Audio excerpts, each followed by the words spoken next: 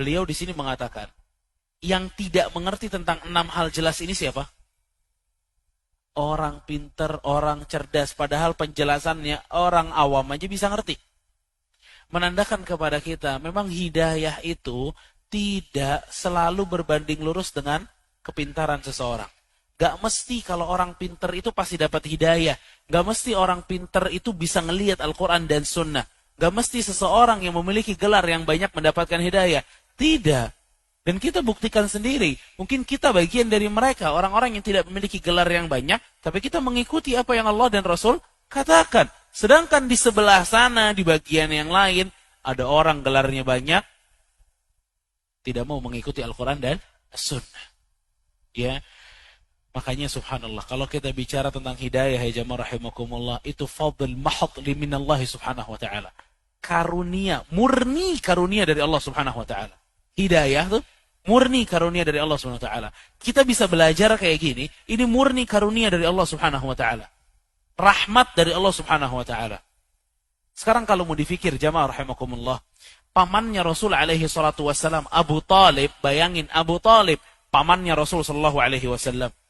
Dia hidup lebih dari 10 tahun bersama Rasul sallallahu alaihi wasallam. Dia selalu mendengarkan apa yang dikatakan Rasul kepada masyarakat tentang Islam. Dia membela Rasul sallallahu alaihi wasallam. Panitia kajian pertama loh ini Abu Talib. Panitia kajian pertama siapa? Abu Talib.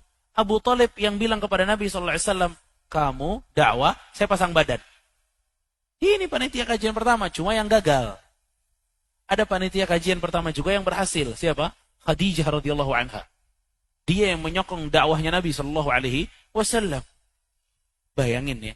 Antum coba kalau kita mau fikir dengan akal kita sendiri, Abu Talib pamannya Rasul, dekat sama Rasul sallallahu alaihi wasallam, ngobrol selalu sama Rasul sallallahu alaihi wasallam. Bahkan di tahun-tahun terakhir kehidupannya Abu Talib tinggal bersama Rasul sallallahu alaihi wasallam. Tapi seluruh privilege ini nih tidak menjadikan Abu Talib dapat hidayah. Seluruh apa yang kita dengar tadi tidak menjadikan Abu Talib dapat hidayah. Kita dapat. Kita gak dekat sama Rasul sallallahu alaihi wasallam. Bahkan gak pernah bertemu dengan Rasul sallallahu alaihi wasallam. Nasab kita tidak sama dengan nasabnya Rasul sallallahu alaihi wasallam. Mungkin pembelaan kita kepada Rasul tidak seperti pembelaannya Abu Talib kepada Rasul alaihi salatu wasallam. Tapi kita dapat hidayah. Coba kita berpikir. Apa sih yang kita miliki sampai Allah memberikan hidayah kepada kita? Kita gak punya apa-apa. Kita bukan siapa-siapa. Tapi Allah kasih hidayah. Ini rahmat dari Allah subhanahu wa ta'ala yang begitu besar jamaah rahimakumullah. Dzalika fadlullah yu'tihi man yasha. Itulah karunia dari Allah yang Allah berikan kepada orang-orang yang Allah inginkan.